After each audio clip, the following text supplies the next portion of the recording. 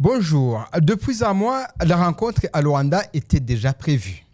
Les chefs d'État du Rwanda et de la République démocratique du Congo devaient se rencontrer dans la capitale angolaise pour discuter des solutions possibles à la crise qui déchire le reste de la RDC depuis des années.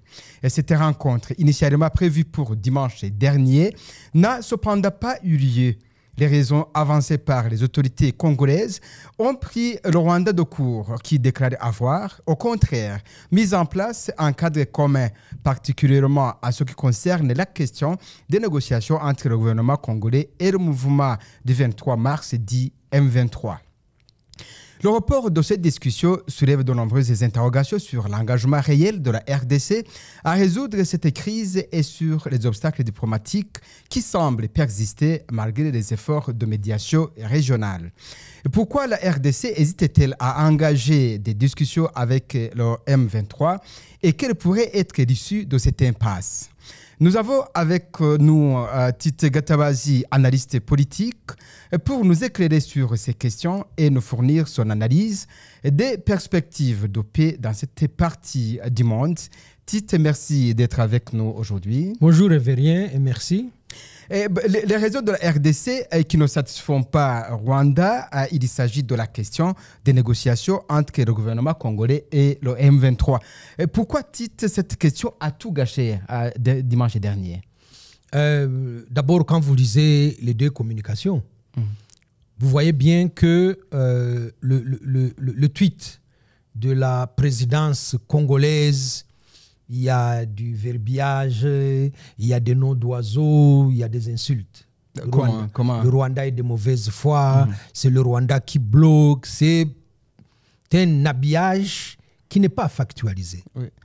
Quand vous lisez le texte du ministre rwandais des Affaires étrangères, il donne sur 8 points, je crois, des dates, de courriers échangés entre les trois, et il explique très bien que l'initiative d'introduire le M23 dans le processus de Luanda n'est pas du Rwanda, ce qu'affirme la partie congolaise. C'est la facilitation qui a fait la proposition, qui en a discuté avec le gouvernement congolais, et le gouvernement congolais a donné son accord. La date, et les faits sont établis. Et donc, jouer comme ça, les vierges effarouchées, le Rwanda nous a surpris, à 1h du matin, on est fatigué, on ne peut pas accepter ce genre de choses. C'est ça la mauvaise foi. Et donc, faire de la projection, comme le fait le gouvernement congolais, de ses propres manquements et les balancer comme ça sur le visage du Rwanda, devant le médiateur. Qu'est-ce que je voulais dire pour montrer la gravité de la chose? Il y a de l'inconscience. Je pèse bien mes mots. Il y a de l'inconscience dans ce que fait le gouvernement congolais. Le médiateur a pris cette initiative pour indiquer aux deux parties, au cœur du contentieux, insécurité, instabilité à l'est de la République démocratique du Congo se trouve le M23. Mais pas de l'inconscience cette fois-là. C'est de l'inconscience. Non, il s'agit plutôt de la politique congolaise, justement de laisser perdurer la crise. Voilà. Ça veut dire que si... C'est pas de l'inconscience alors. Ça veut dire que ça rentre dans un agenda politique qui joue des dynamiques internes et qu'on veut déverser sur le plan diplomatique. C'est aussi de la triche. C'est de l'irresponsabilité. Gérez vos problèmes internes entre vous. Et regardez la cacophonie qu'il y a chez vous, entre vous. Ne venez pas prendre vos problèmes, en faire un prétexte pour désigner le Rwanda comme le bouc émissaire. Je reprends. Le médiateur constate que le M23 est au cœur des disputes et du contentieux. On peut résoudre la question des FDLR, à supposer. Sur le papier, en tout cas, le CONOPS montre qu'on peut le faire. Oui, c'est là où en fait je veux que vous arrivez. Hein. Le travail qu'ont effectué les experts du renseignement du Congo, du Rwanda et de l'Angola. Ils ont remis le travail au ministre des Affaires étrangères. À supposer qu'on arrive à neutraliser les FDLR, à supposer, parce que c'est la conséquence directe de la neutralisation des FDLR fera que le Rwanda va baisser ses mesures sécuritaires et de défense. Et le M23 reste là. Le contentieux n'est pas vidé. Il vaut mieux prendre la question des FDLR, la baisse des mesures défensives du Rwanda et la question du M23 et gérer ça ensemble. Gérer ça ensemble, c'est quoi? C'est sur la centaine, il y a plus de 250 groupes armés à l'est du Congo. Beaucoup ont été intégrés au FARDC. Ça, on va même dire, c'est de la cuisine interne au Congo. Le M23 est le seul groupe armé qui a des revendications politiques et juridiques qui soient légitimes. Le M23 est le seul groupe qui a signé des accords avec des gouvernements successifs en République démocratique du Congo. Le M23 est le seul groupe qui a été invité et reçu à Kinshasa après l'élection du président Tshisekedi. Son ministre de l'Intérieur, Gilbert Kankonde, a discuté avec le M23 pendant 14 mois. Et donc, dans ces revendications qui sont à la fois politiques et juridiques, il faut qu'ils s'asseyent avec le gouvernement congolais pour examiner les causes profondes et structurelles de cette récurrence des crises à n'en pas finir. Alors, on revient sur la principale question et de savoir oui. Pourquoi la RDC ne veut pas de négociations avec le M23. Très bien. La RDC, je dis qu'il y a de l'inconscience. Je peux ajouter qu'il y a de l'irresponsabilité au sommet de l'État. C'est un peu grave ce que je dis. Ça peut ressembler à des accusations. Non, ce n'est pas des accusations. C'est un constat. Vous avez un président de la République qui arrive au pouvoir. On lui soumet des dossiers, dont le dossier prioritaire de l'insécurité à l'Est. Il vient visiter les sinistrés. Il vient à Sake, c'est à côté de Goma. Il vient à Goma. Il va à Butembo, où il rencontre des élèves. Il passe à Beni et il monte jusqu'à Bunia. Ça, on va dire, c'est vraiment le travail du chef de l'État qui vient prendre le pouls. Mais à Sake, Tshisekedi prend l'engagement devant la population congolaise. Je connais le problème, dit-il. Je sais très bien que c'est un problème politique. Il date d'avant Tshisekedi. On ne va pas lui faire le procès que c'est lui qui a créé le M23. Il a trouvé la question du M23 sur son bureau. Donc, qu'il devait gérer. Maintenant, il doit gérer. Il dit, je connais ce problème. Je pense qu'il est politique. Étant politique, il faut qu'il ait une réponse politique. Dans les jours qui suivent, je vais mettre sur pied une commission des experts congolais. Le Congo peut être pauvre en tout, sauf en intelligence. Et ces gens vont s'asseoir, vont venir analyser, examiner les causes réelles, les causes profondes, les causes structurelles de ces crises à répétition. Ils vont me faire des propositions et nous allons régler cette question une fois pour toutes. Tshisekedi ajoute un autre volet. Tshisekedi dit, je suis prêt à venir habiter ici avec vous jusqu'au jour où on en aura fini avec l'insécurité. Je peux gérer les affaires de l'État, de Goma, de Kisangani ou de Lubumbashi, pas impérativement. Et pour compatir avec sa population merci beaucoup. Qui sont en difficulté. Les gens applaudissent, les observateurs sont contents, les analystes disent, enfin, on va y arriver. Arrivé à Bunia, il dit quelque chose de beaucoup plus grave aussi. Il dit qu'il a observé et analysé le comportement des FARDC. Il y a de la mafia dans cette histoire. Les militaires s'enrichissent sur le dos des populations. Les militaires font du commerce. Et lui veut donner un coup de pied à tout ça. Il est applaudi, il rentre à Goma, il prend son avion, il va à Kinshasa.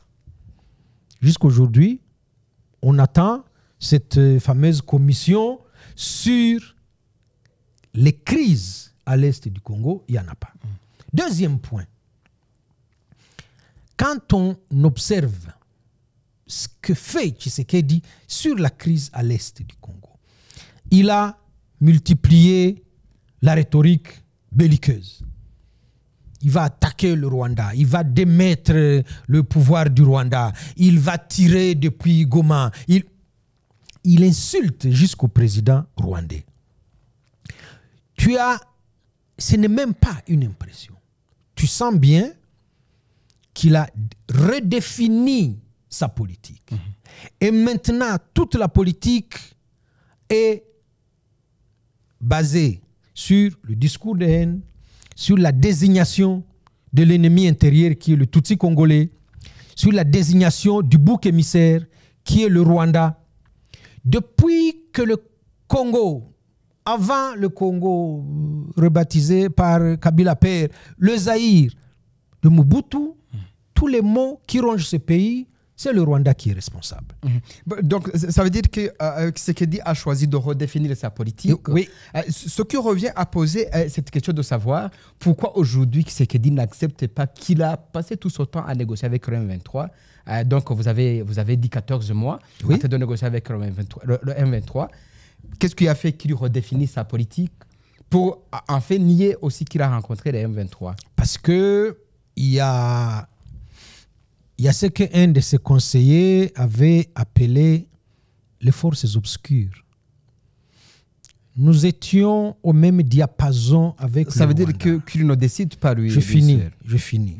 J'explique pourquoi ce basculement d'options politiques.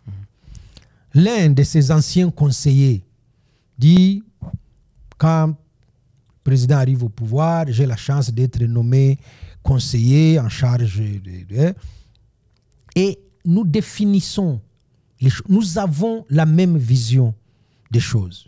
Il faut mettre fin à l'insécurité à l'Est. Il faut tout de suite qu'il y ait des projets communs de développement. Nous sommes au service de nos populations. Et pendant que nous sommes sur le point de prendre l'envol, des forces obscures viennent saboter ces efforts. On voit le moment du basculement de Tshisekedi. On n'arrive pas à trouver des griefs objectivement vérifiables que Tshisekedi aurait contre le Rwanda. Du jour au lendemain, c'est lui qui pivote de 190 degrés. Il change de discours. Il s'attaque aux Tutsis congolais. Il se fait passer pour la victime et il mobilise comme ça l'opinion contre le Rwanda. Et depuis, il déroule sa rhétorique. Avec des annonces aussi de son intention de renverser. Avec des annonces devant les jeunes dans un hôtel.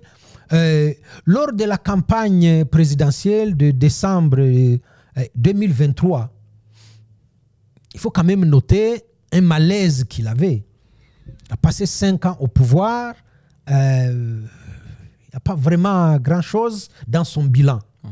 Il choisit de s'attaquer à d'autres candidats. Mukwege, c'est un candidat des étrangers, pendant que Katumbi, lui, est un étranger. Troisième cible, c'est le Rwanda et son président. Tshisekedi ne dit pas nous avons construit des écoles, nous avons construit des routes, nous avons construit des hôpitaux. Non. Je vais attaquer le Rwanda. On pense que c'est, un discours de campagne pour ameuter le fan group, après sa prestation de serment, il aurait dû se mettre au travail et s'attaquer à des dossiers brûlants. Non. Il n'a pas de réalisation à présenter à ses compatriotes, mais il a un bouc émissaire. Et dans chaque sortie du président, dans chaque sortie, je dis bien, il ne peut pas s'empêcher de citer le Rwanda. Il ne peut pas s'empêcher de citer le président rwandais. Et dans des mots qui sont parfois orduriers. Et dans un discours qui est belliqueux.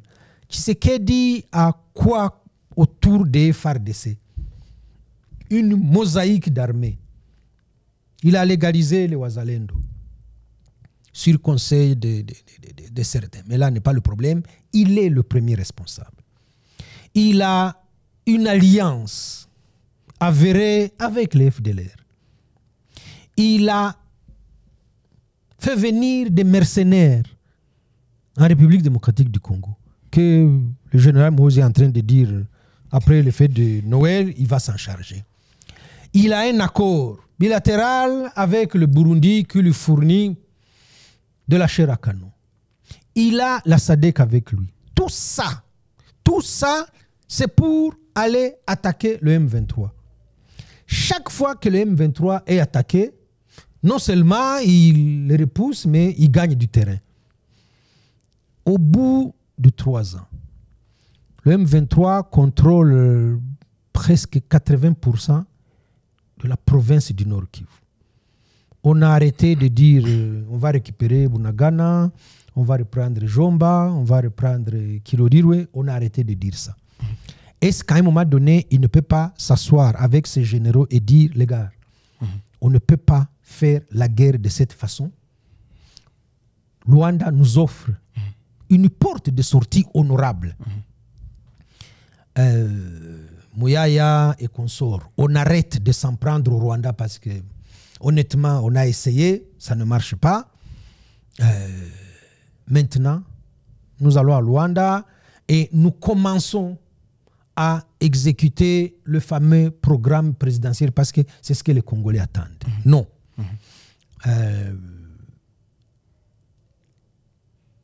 Luanda demande qu'on intègre le M23 dans le processus et qu'il y a des causes profondes qui doivent faire l'objet de discussions parce que le M23 est un groupe congolais. Parce que le président Tshisekedi admet que c'est des Congolais. Même si c'est... Non, ils sont Congolais. Il dit oui au médiateur. Ça ne me pose aucun problème.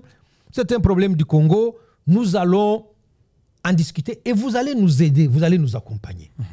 Le courrier existe. C'est ce qui était déjà prévu. Hein? Oui, le courrier dans Nairobi. Mais il a tout fait pour étouffer Nairobi. Le ministre Ndungire l'a dit. Ce courrier existe. La partie congolaise nous informe qu'elle est prête à ouvrir le dialogue inclusif avec le M23. Sa ministre, qui reçoit les instructions quand même de son président, arrive à Luanda, elle joue la montre. Et ils sont là, et ils sont là, et ils sont là. Et au bout de la nuit, elle dit, vous savez, finalement,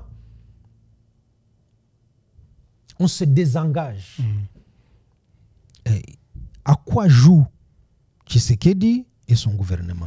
Là, on se réfère au propos du ministre rwandais Nduhungirehe, qui a décrit le parcours qu'ils ont eu pour mener les discussions de samedi. Là où il fallait éviter donc le mot dialogue ou négociation avec le M23, alors que ça fait partie l'une des 3 questions qu'il fallait qu'il discute. Exact. Donc voilà, Tite, brièvement, il faut résumer pour faire entendre à nos téléspectateurs les raisons, en quelques mots, les raisons que Kinshasa a pour justement rejeter la solution que le Rwanda plutôt voit comme une solution durable pour la crise. C'est la médiation qui voit ça comme solution. Non, le Rwanda aussi voit une solution parce que c'est la proposition du Rwanda qui disait non. Donc, parmi les 3 questions, la question de M23 doit y figurer. Voilà. Ouais. On ne peut pas traiter un problème partiellement. Ça veut dire qu'il vous revient en boomerang. Ça fait longtemps que nous sommes sur ce dossier. Ça fait des décennies que l'Est du Congo est instable, avec toutes les conséquences qu'on connaît, hein, le drame humanitaire et tout ça. Si nous devons régler cette question, faisons-le une fois pour toutes, parce que nous en avons les outils. Et vous voyez bien comment, je disais qu'il y a une surenchère à Kinshasa dans la rhétorique victimaire, dans le discours de désignation de bouc émissaire. Il y a une surenchère dans jamais de discussion avec le M23. Vous vous souvenez de l'incident de Kampala, oui, où on donne quand même ordre de mission à un officiel. Allez rencontrer nos compatriotes du M23. Revenez-nous avec la fuite qui doit coûter cher. Quand il y a une fuite et que ce n'est pas lui qui a fait fuiter ça, le soir, il est démis de ses fonctions. Voilà à quoi joue Kinshasa. C'est AFP qui a dévoilé hein, l'ordre de mission que nous avons vu sur les réseaux sociaux. Vous voyez bien que nous sommes conscients que c'est un problème politique, que le M23 est légitime dans ses revendications. Nous voulons dialoguer, mais c'est comme si vous demandiez à quelqu'un éteignez les lampes. Nous ne voulons pas que les gens sachent.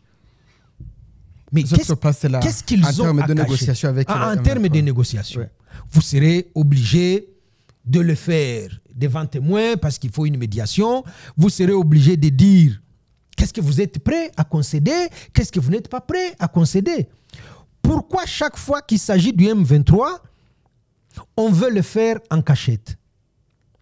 Ils ont discuté pendant 14 mois avec le ministre. Admettons au moins qu'il s'agissait peut-être d'une initiative et d'une partie hein, du camp de Tshisekedi et qu'une partie, hein, après avoir appris qu'il y a des négociations qui se passent, que la partie hein, aurait grondé justement le reste pour dire qu'est-ce que vous faites. Vous êtes en train de me faire accepter qu'un ministre membre du gouvernement peut recevoir une délégation d'un groupe armé à l'insu de son président. Je ne pense pas moi aussi. Vous voulez me faire croire qu'une délégation d'un groupe armé débarque dans la capitale où se trouvent toutes les institutions de la République et que ce soit à l'initiative d'un ministre. Tous les autres membres du gouvernement ne sont pas au courant. Ils les ont probablement aperçus à l'hôtel un jour en allant à d'autres rendez-vous. Ça ne peut pas tenir la route. Et c'est à ça que joue Kinshasa. Mais comment ça a fuité alors? Les 14 mois. Non, comment ça a fuité avec le padre qui est allé à... L'AFP qui a dévoilé ce qui se passait là. Parce qu'il n'y a pas de secret à Kinshasa. Parce que les affaires de l'État se traitent sur la place publique. Parce que des documents qu'on pouvait considérer comme frappés du sceau de la confidentialité, on les a instantanément sur les réseaux sociaux. Parce que un chef d'état-major chargé des opérations, général 5 étoiles, doit quitter Kinshasa pour venir dans le nord organiser les opérations militaires. Avant qu'il ne quitte Kinshasa, tout le monde est au courant. Ces photos circulent partout. En arrivant à l'aéroport, il y a une haie d'honneur, il y a les honneurs militaires. Vous êtes en guerre ou vous n'êtes pas en guerre? Il arrive à Goma, il est reçu en pompe. Ce n'est pas une visite officielle d'un chef d'État. Donc, il y a de la légèreté dans la gestion des affaires de l'État. Et ça a comme ça une implication sur la politique intérieure, sur la gestion des partis politiques, sur les alliances et sur la diplomatie du pays. La diplomatie, il y a de la cacophonie dedans. Oui. Tite, quand on parle de la question de l'Est de la RDC, cette fois-ci, on parle de trois parties. Il y a donc les antagonistes et il y a aussi le médiateur. Oui. Aujourd'hui, quelle devait être la position de l'Angola par rapport à ces échappatoires de la RDC, à ces demandes du Rwanda pour finalement avoir une issue favorable qui finira par rencontrer les deux parties. Que peut faire l'Angola? L'Angola est dans la position médiane. Ouais. L'Angola ne peut pas montrer son irritation quand il y a une partie qui joue les tergiversations. Et ils y parviennent quand même. Et jusque-là, en tout cas, le président Lorenzo et son ministre des Affaires étrangères montrent de la hauteur et de la maîtrise. Hein, parce que dans une discussion comme celle-là, on peut facilement s'énerver. On peut jeter le document sur le visage de la ministre et lui dire « Madame, arrêtez de raconter des histoires. » Mais bon, ils font preuve de beaucoup de maîtrise. Ils ne peuvent pas faire autrement que ce qu'ils font parce qu'on va dire qu'ils sont très bons dans ce qu'ils sont en train de faire. Mais il n'y a pas que l'Angola. Il y a les partenaires internationaux. L'Angola qui est aussi désigné par l'Union africaine. Par l'Union africaine. Mais vous imaginez, Révérien, 2 secondes. C'est fini. Un ambassadeur. Je dis quoi? Vous demandiez 2 secondes. D'imaginer. Vous avez attendu que les 2 secondes se courent. Vous imaginez 2 secondes. Un ambassadeur en poste, soit à Luanda, soit à Kinshasa. D'un pays qui peut avoir de l'influence sur le Congo. Qui a lu sur le compte X de la présidence. Qui a lu le compte X du ministre rwandais des Affaires étrangères. Et qui doit envoyer ça à son ministre des Affaires étrangères. Et la discussion que va avoir le ministre du pays ami à la RDC avec son chef de l'État. Monsieur le Président, voilà les nouvelles qui me viennent de Kinshasa. La documentation est là, venant de la partie rwandaise. À Kinshasa, ça rame, ça divague, ça raconte du n'importe quoi. La question vous revient, quel serait votre constat? Quelle est la crédibilité de... Parce que je n'ai pas du tout envie d'incriminer la ministre des Affaires étrangères. Parce que... Ce n'est pas notre rôle, si tu veux. Oui, mais dans l'analyse, on peut aller et il faut savoir où s'arrêter. Parce que je sais, le ministre exécute la politique de son président. Le ministre, voilà, surtout que les affaires étrangères sont dans le domaine réservé du président de la République. Donc, la ministre congolaise dit et répète les instructions qu'elle a reçues de son président. Pour me résumer, quelle est la crédibilité de la République démocratique du Congo, représentée par son chef de l'État, quand un président étranger a les 2 documents comme ça, sous les yeux? Voilà. Voilà. La médiation, j'espère qu'elle va continuer. Elle va pousser encore avec des mots choisis, avec cette sagesse africaine. Tu ne dis pas à une grande personne qu'elle ment, mais tu peux lui dire gentiment qu'elle raconte des histoires à dormir debout. Et que ça n'est pas dans son intérêt de continuer dans le déni. Et que, voilà, tu lui fais une proposition et tu insistes pour que cette proposition puisse être agréée de sa part et qu'il y va de son intérêt. Donc, espérons que Luanda pousse Kinshasa à quitter cette zone inconfortable de déni et que Kinshasa affronte sa réalité. Ouais, on est vers la fin de notre émission. La toute dernière question, c'est de savoir, donc il y avait 3 questions à discuter samedi, malheureusement qu'on n'a pas pu s'entendre à cause de la RDC qui a évoqué justement, qui a refusé que la question de M23 ne devait pas figurer sur la liste. Ouais. N'est-ce pas un pas, comme c'était 3 questions et que la RDC a rejeté une question? Est-ce que vous avez espoir qu'un jour, la question reviendra sur la table finalement pour que le Rwanda aussi s'engage aisément à discuter pour avoir une solution? Et tout à vous rappeler que dernièrement, la question que j'avais posée, et j'ai perdu quand même parce que c'était la question de savoir votre optimisme par rapport à la participation de la RDC dans cette rencontre de dimanche dernier. OK. Ces 3 questions sont liées et interconnectées. Bien sûr. Comme on a dit tout à l'heure, on reprend ce qu'a expliqué assez intelligemment le ministre Nduhungirehe. Vous ne pouvez pas saucissonner les 3 questions.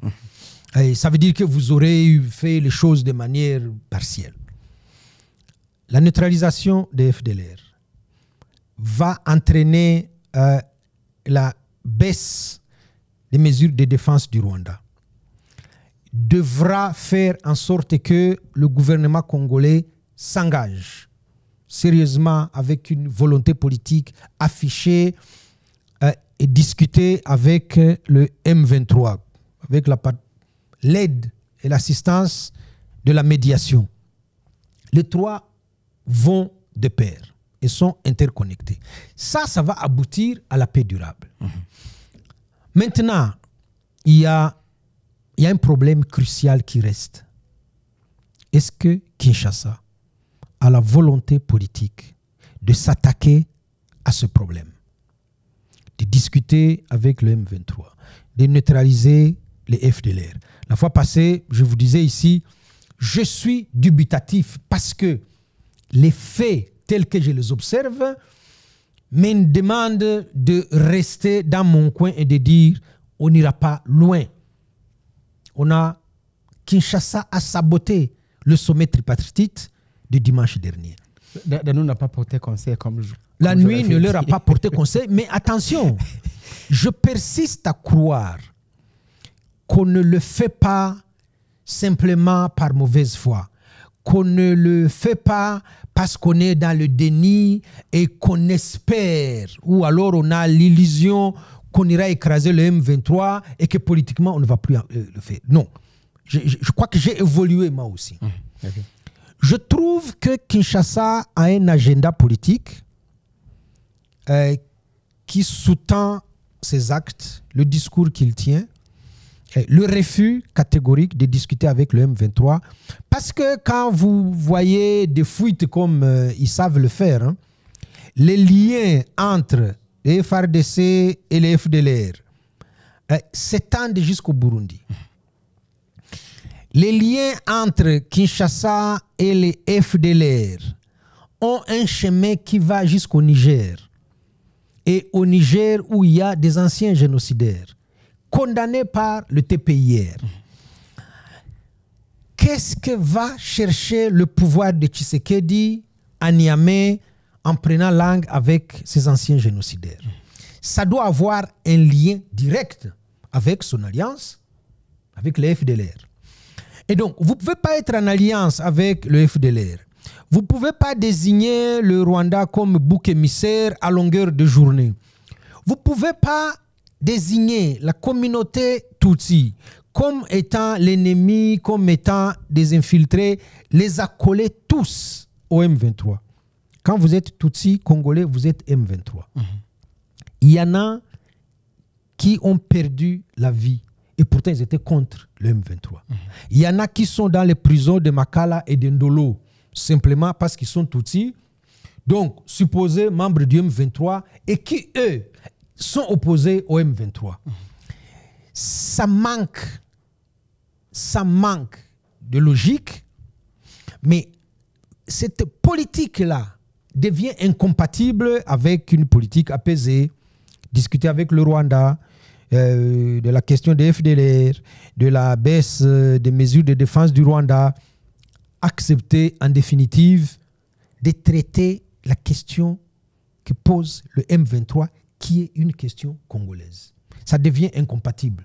Et donc, si cet agenda politique prend le dessus sur le processus de Luanda, on n'est pas sorti de l'auberge. Merci beaucoup, Tite. C'est moi qui vous remercie. Merci pour l'éclairage que vous apportez justement par rapport à cette problématique pour trouver la solution à l'est de la RDC. Merci pour aussi l'espoir que vous apportez finalement pour accepter que vous avez évolué vous aussi. Oui. Bon, voilà, on espère que la nuit toujours porte conseil, on maintient comme ça. Oui.